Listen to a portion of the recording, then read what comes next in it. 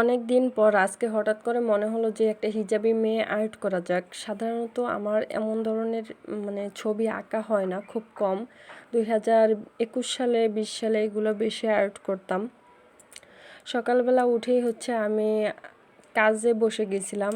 কামিজে কাজ ছিল, যেখানে হ্যান্ড পেন্টিং করি আমি। দিনের বেশিরভাগ সময় আমি হ্যান্ড পেন্টিংয়ের পিছনে ব্যয় করি। শাড়িতে আমার প্রচুর কাজ থাকে। হয়তো অনেকে জানেন না যে আমার ছোট্ট একটা বুটিক্স বিজনেস আছে। আমি একজন নারী উদ্যোক্তা।